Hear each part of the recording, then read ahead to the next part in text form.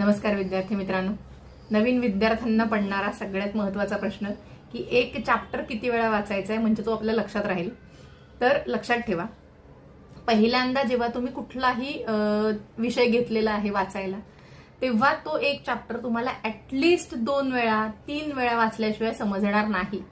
कारण तेवढी तुम्हाला, आणि सगळ्यात महत्त्वाचं तेवढी तुम्हाला तयारी ठेवायची आहे की तो चॅप्टर जो आहे हा वाचून झाल्यानंतर जेव्हा तुम्ही पहिल्यांदा पुस्तक नवीन हातात घेताय, सगळं पुस्तक सरसकट पहिल्या पानापासून शेवटच्या पानापर्यंत वाचत न्यायचं नाही.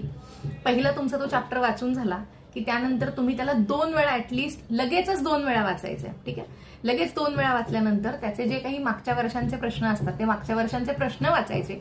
ते प्रश्न वाचून झाल्यानंतर पुन्हा तो चॅप्टर जो आहे हा वाचायचा. अशा पद्धतीने तुम्हाला एक चॅप्टर कंप्लीट करायचं आहे.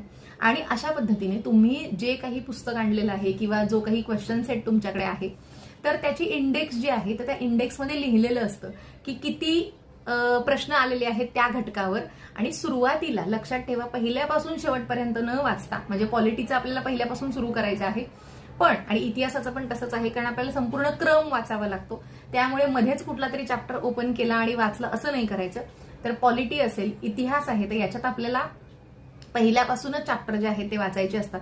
फक्त लक्षात ठेवायचं की पहिला जेव्हा मी वाचायला घेतो, मी सगळं पुस्तक संपवून टाकण्याच्या मागे न लागता चॅप्टर संपवा. 2 चॅप्टर करा, 4 चॅप्टर करा, 5 चॅप्टर करा आणि ते चॅप्टर परफेक्ट करा.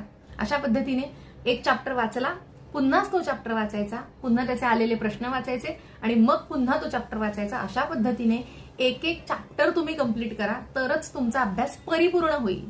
नाहीतर तुम्ही पहिल्या पानापासून शेवटच्या पानापर्यंत फक्त पुस्तक वाचत जाल, 8 दिवसाने 15 दिवसाने पुन्हा ते पुस्तक तुम्ही उघडाल, तुम्हाला त्याच्यातलं काहीच आठवणार नाही. त्यामुळे ही चूक पुस्तक वाचताना अजिबात करायची नाही.